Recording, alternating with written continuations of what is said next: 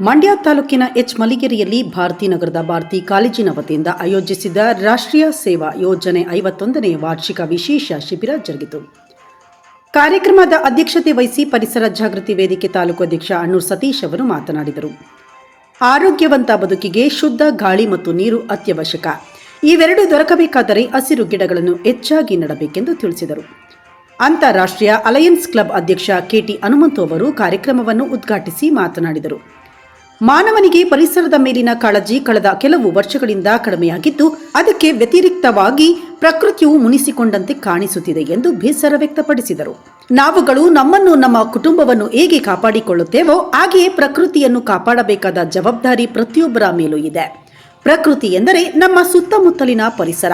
ಪರಿಸರದಲ್ಲಿ ಮರ, ಗಿಡಗಳು, ಪ್ರಾಣಿ, ಪಕ್ಷಿಗಳು ಸೇರಿಕೊಳ್ಳುತ್ತವೆ. ಆದ್ದರಿಂದ ಇವುಗಳನ್ನು ನಾವು ಉಳಿಸಿ ಬೆಳೆಸಬೇಕೆಂದು ಕಿವಿಮಾತು ಹೇಳಿದರು. ವೇದಿಕೆ ಕಾರ್ಯಕ್ರಮದ ನಂತರ ಗಾಂಧಿ ಗ್ರಾಮದಲ್ಲಿ ಪರಿಸರ ಜಾಗೃತಿ ವೇದಿಕೆ ವತಿಯಿಂದ ಮಂಗಳವಾರ ಮಧ್ಯಾಹ್ನ 2 ಗಂಟೆಯಲ್ಲಿ ಗಿಡ ನೆಡಲಾಯಿತು. ಈ ವೇಳೆ ಪರಿಸರ ಪ್ರೇಮಿ ಅಣ್ಣೂರ್ ಜಗದೀಶ್ ಅವರು ಮರಗಿಡಗಳನ್ನು ಬೆಳೆಸಿ ಪರಿಸರ ಸಂರಕ್ಷಿಸಬೇಕೆಂದು ಪ್ರತಿಜ್ಞಾವಿಧಿ ಬೋಧಿಸಿದರು.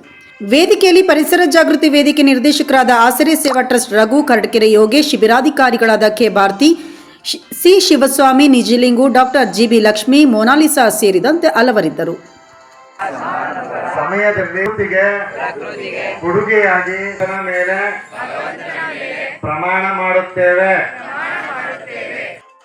ರಾಷ್ಟ್ರೀಯ ಸೇವಾ ಯೋಜನೆ ಮೂಲಕ ಗ್ರಾಮದಲ್ಲಿ ಬಹಳಷ್ಟು ಹಲವಾರು ಕಾರ್ಯಕ್ರಮಗಳನ್ನ ಹಮ್ಮಿಕೊಂಡಿದ್ದಾರೆ. ಯಾಕೆಂದ್ರೆ ಅದು ಮುಗಿಸ್ತಾ ಇರುವಂಥದ್ದು, ಗಿಡ ಮರಗಳ ಇರುವಂಥ ಕಾರ್ಯಕ್ರಮ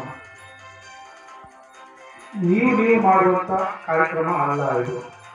ಯಾಕೆಂತಂದ್ರೆ ಗ್ರಾಮದಲ್ಲಿ ಒಂದು ರಾಷ್ಟ್ರೀಯ ಸೇವಾ ಯೋಜನೆಯ ಕಾರ್ಯಕ್ರಮ ಮಾಡ್ತಾ ಇರುವಂಥದ್ದು, ಗಾಂಧೀಜಿಯ ಕಂಡಂಥ ಕನಸು ಗ್ರಾಮ ಸ್ವರಾಜ್ಯನ ನಿರ್ಮಾಣ ಮಾಡಬೇಕು. ಇವು ಯುವಕರು, ಯಾಕೆಂದರೆ ವಿವೇಕಾನಂದವರ ಆದರ್ಶಗಳನ್ನ ನೀವು ಮೈಗೂಡಿಸುವಂಥದ್ದು.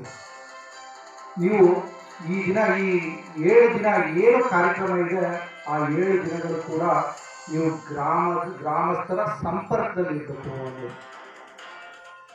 ಈ ಗ್ರಾಮಸ್ಥರ ಸಂಪರ್ಕದಲ್ಲಿದ್ದು ಈ ಪರಿಸರ ಜಾಗೃತಿ ಬಗ್ಗೆ, ಪರಿಸರದ ಸಂರಕ್ಷಣೆ ಬಗ್ಗೆ ನೀವು ಅಗತ್ಯವಾದ ತಿಳುವಳಿಕೆ ನೀಡಿ.